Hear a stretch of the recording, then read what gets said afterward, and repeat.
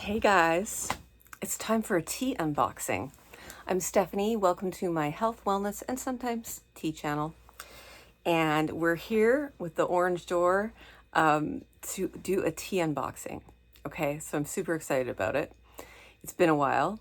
I was down to almost like no tea at all in my tea drawer because I have not been buying a lot lately. We're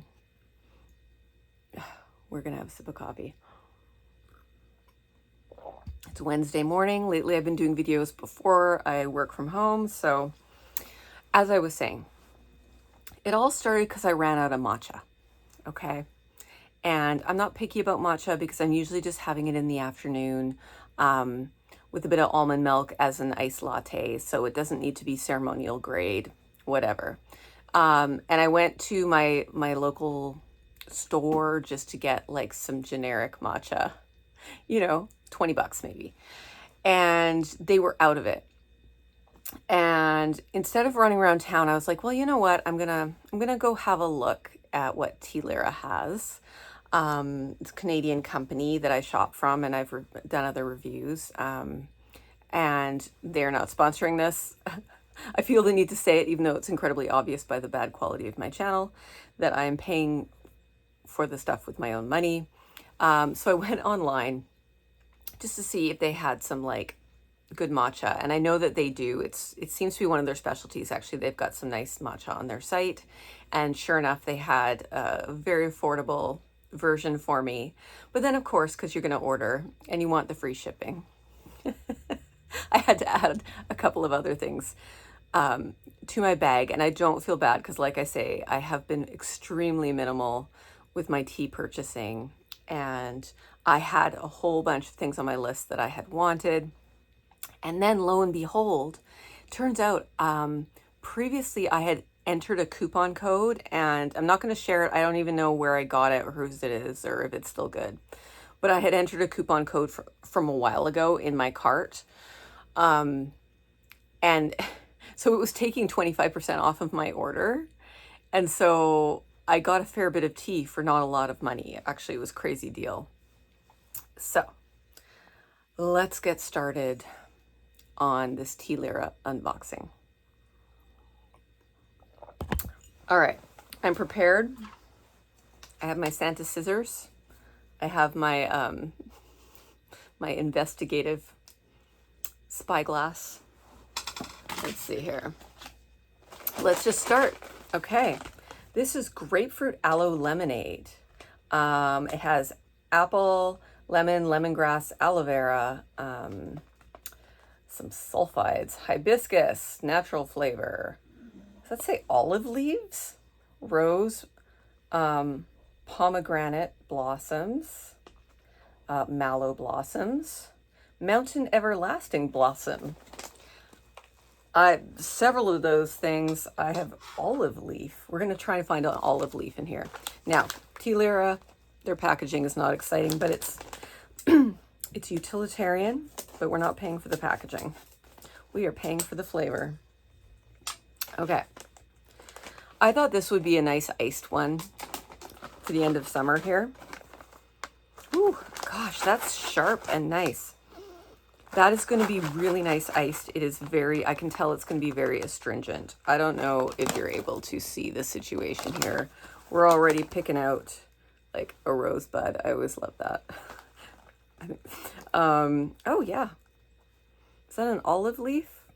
I don't know. I'm super curious about this tea. Oh, I think this is Mountain Everlasting. I have no comment, guys. Like, I don't even know what to say about these ingredients, but I can tell you, like, this is going to be a very, very refreshing iced tea. The aloe appeals to me. It's very hydrating. And right now it is hot. The irony of me opening a bag full of tea when it is like 30 plus degrees right now, I think we'll try and ice some of this. Okay, next in line. I'm not going to open this. I kind of know what it's going to be like. Dragon lychee pearls. Actually, yeah, let's open it and see how heavy the lychee is. I love lychee. And I actually love the fruit, and I realize some people aren't as familiar with it. I'm from the west coast of Canada, so I guess maybe I've been to Chinatown like 100,000 times.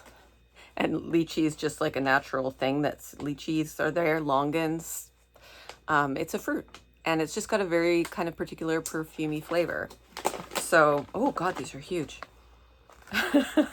I love a pearl green tea because you bop. I don't know how many I would brew. These will tend to be rebrewable, and you just bop a couple in a cup in some kind of, basket or net, because they will start to unfurl. I've never been unhappy with the dragon tea. Oh, it says it's black tea, not green tea. Sure. I don't know what I'm talking about. It doesn't smell that strongly of lychee, but I think I reserve judgment. I know I'll be happy with that. Those are good for work. Those are like the high octane work tea. This one this is like my third or fourth time ordering Scandinavian wildberry. It's got apple bits, blackberry leaves, hibiscus blossoms, chokeberry pomace, blueberries, goji berries, bucho leaves, cornflower blossoms, natural flavoring. So this is, of course, a herbal or tisane. I like buchu. I like the flavor of it. For me, it's got kind of this like elderberry kind of flavor to it. It's very, very fruity. So not much to say. It is a beautiful tea, but it has the strongest punch you in the face berry flavor. And it's a unique, yeah, a slightly floral berry flavor. I don't know how to express it. If I was going to recommend like one tea for sure to try from Tealyra, it would be the Scandinavian wildberry. It's good hot, it's good cold. It's the one you can always grab, when you're like, I'm not sure what I want. This one will make you happy. All right, next. This is a new one to me. So this is pomegranate and black currant twist. This has green tea, lemongrass, carrot, black currants, red currants, pomegranate, natural flavor, cornflower. And honestly, I've never noticed that cornflower has any flavor. I just think it looks pretty. Seems to be in a lot of teas, but I don't know what it's about. Okay, pomegranate, black currant. This was, again, one that I was hoping would just be a nice general non-caffeinated fruity herbal tea I could have. You can really see the lemongrass in there. Okay. It's nice. I don't know. I'm going to have to see on brewing that one. I'm not getting as big. I did just smell the Scandinavian wildberry, which is like berry punch in your face. I think that the thing is lemongrass doesn't have a high smell, and I think this is going to be like have a lemongrass, which is its predominant ingredient, green tea and lemongrass. It's going to be more of a green vibed tea with just a touch of berry, which is wonderful. And the thing I will say, I know it's by weight, you guys, like this is supposed to be 50 grams or whatever, but I just find, not to throw shade at David's tea, but I feel like David's tea has a lot of really heavy apple bits in their tea. So when you get 50 grams of a David's tea, it's nowhere near this big fat package. It's always like this really small package because it's got that heavy ingredient. This is like a ton of tea. Like this is a fat boy here. Okay. And again, a lot of these were under 10 bucks. Sweet and sour cherry, I've ordered this before. This has hibiscus almond, yay, almond and cherry, apple pieces, natural flavorings, cardamom seeds, beetroot, rose petals, freeze-dried sour cherry pieces, and pomegranate. All right. This, I remember being a punch you in the face kind of cherry, which I adore, especially for some reason in like August and September. I really want I want a rich, dark stone fruit kind of vibe. Oh God, I love this one. I've ordered this one multiple times too. This is again, sweet and sour cherry. Okay. Again, you got chunks now. You got chunks. Oh, wow. There's, oh my God, I could eat this. There's hunks of almonds. Oh, I lost a piece of hibiscus. There is hunks of apple. Really, you could rehydrate this and throw it over ice cream. Ooh. God, I missed you, Tealyra. I've been so good, you guys. I've been so good. And this is just such a pleasure. Thank goodness for coupons. Oh God, this one. I have ordered this before and I want to, first of all, this is a big honking, this is only 50 grams, but it is such a light tea that they had to put it in the big bag. Okay. This is a white tea. Let me have a sip of my coffee for the irony. This is another one I've ordered multiple times, and this tea just feels special. Okay. White tea, which I already love because it's delicate and light. And you know what? When I want a tea, but I want to feel calm drinking my tea, I go for a white tea because it is a lower caffeine slightly, but it's just got this delicate, it's not a punch you in the face. Oh, I'm having tea kind of flavor. It's like, I don't know. There's something spa-like about white tea that I can't put my finger on. Comment if you know what I'm talking about. White tea, rose hips, freeze-dried black currants. Again, I've got a black currant theme going. I don't care. Natural flavor, mallow blossoms, cornflower. There's the cornflower again. Not much to it, right? Like mostly white tea and a little bit of fruity and a little bit of floral. Again, this is called white champagne. Do I think it's going to taste like champagne? No, but I think it speaks more to the fact that this is an elegant tea. This is elegant. Like me. And it's just their tea. How can something be dried and yet look so fresh? Like that just, I don't know if you can see how fresh and how whole and what good quality. This is not your like standard Tetley dust.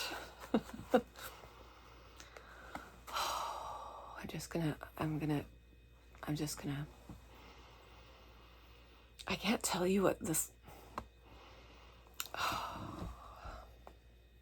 I'm just transported for a second. I know I'm being dramatic. Oh my God, this needs to be in a special cup when I drink it. This is going to be one of those ones. We don't have this when we're working. We have white champagne when we're like, I need to sit with myself for a minute. I'm going to meditate. I'm going to stare out the window. Really, guys. White champagne. I really want to deep dive more on some of their white teas. They've got some really interesting availability of different types of teas that I've never tried, including some wild tree teas. So trees that are not cultivated, obviously, and are in a place where they have been for a long time, like ancient, you know, that have just naturally grown there over time and are being sustainably harvested, hopefully. I need to deep dive more into that. On that note, wait, we're down to, here's what started it all. This was very affordable. Your daily dose of health, beauty, and natural life. This is just your culinary grade matcha green tea powder for a mummy's latte. And what's to say about it? I mean, it's green tea powder. It's going to be good. I really trust that this is going to be good quality, and I can't remember exactly how much it was. Do I have my receipt in here? Oh yeah, okay. So this is, how much TRU? This is 50 grams, okay, of green tea, and it is everyday UJI matcha. This was $17.43 for 50 grams. If you buy matcha, you know that's a good deal. That's a good deal. I trust it. Okay. Now, the last two, and I'm sorry this is going long, but it's just, we got to do justice.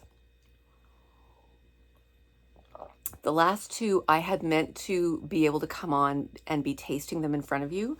The problem is it's a flipping heat wave here right now. I don't want hot black tea. Even the best hot black tea, I do not want it right now. So I promise you I'm going to come back and do some reviews once I'm actually drinking these. But these two I'm super excited about because I have no idea what they're going to be like. These are two black teas that I ordered.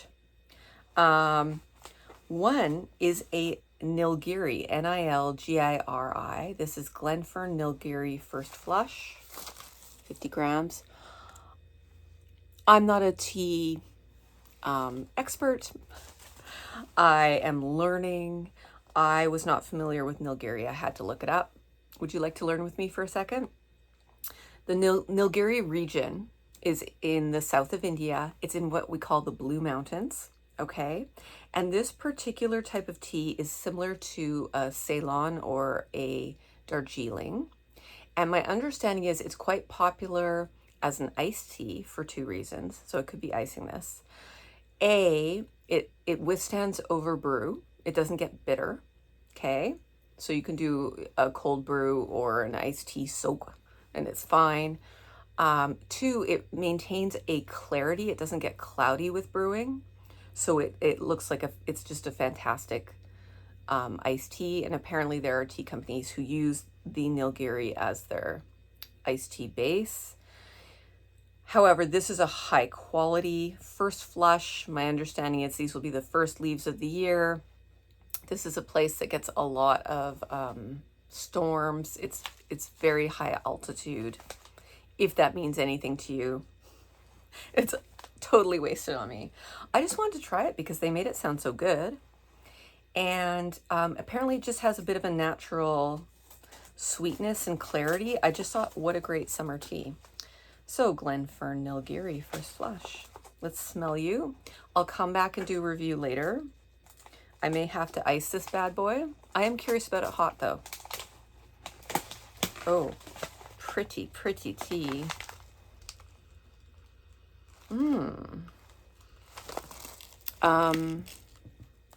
It is a tea. It is a black tea. It's, if you care, again, it's not Tetley dust. It's nice big long leaves. It smells like it would be a good iced tea. I'm, of course, not going to get much off the smell. And again, I don't have the language to explain what a good black tea is. If you've tried a Nilgiri, let me know. I promise to try it. I'm going to try icing this guy when I feel up to it, and we'll do a proper review. Now, the last one. This tea. I love all things that are Earl Grey, except perhaps cream of Earl Grey. And this was so intriguing to me because the reviews on this next tea, there was more than one that said, I hated this tea when I first tried it, but now I'm obsessed with it and I've ordered more, right? People were like, this tastes weird and I kind of don't know what to do with it. What an adventure, right? This is Russian Earl Grey.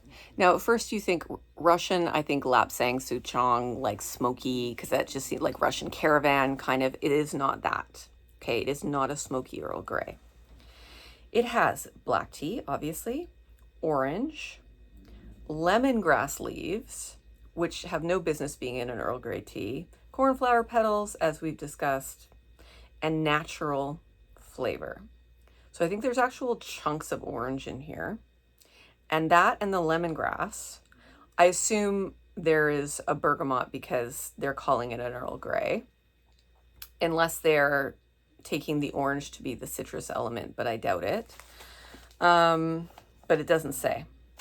So I will probably like it because I'm a weirdo, but we're going to be open-minded. We're going to open this up. And again, this is one I want to taste with you guys for the first time. So, but not today. It's hot today. Okay, our first smell of Russian Earl Grey from Tealyra. Oh, it's a pretty tea. but you know, corn flour. Wow. What is that? It's familiar. Okay, sure, we got Earl Grey in the background. Sure. There's a few chunks of orange peel.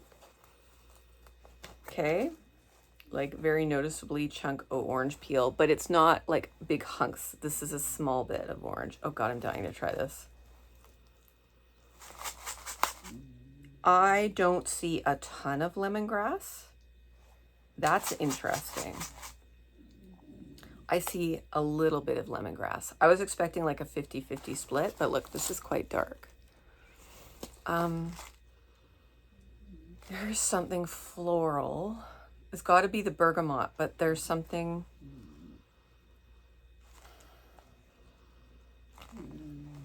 like not rose, but rose adjacent, like jasmine. What? Tealyra, what did you put in this? I don't hate it. Like if you had named it a garden Earl Grey, I could have also taken that. Oh, I'm gonna pass out from breathing so deeply. I'm hyperventilating. What happened, officer? Well, she kept smelling this tea and then she just passed out. God, how nice is that? I would not smell it and immediately think Earl Grey. I would smell it and think some kind of garden tea. I'm dying to try this. Like, I thought this was going to be something, I would not put milk in this. It's too floral for me to be like a, you know, your standard Earl Grey tea. Okay, Russian Earl Grey to be continued. That was my haul. That was a hot deal, you guys. That was a hot deal on tea. Always look on the internet search for coupon codes if you're going to get something, because a lot of these teas I got in the $7 to $8 range, and they're high quality. All right, Tealyra, thank you. Thank you for watching this incredibly long video. I got to get to work. Have a good day.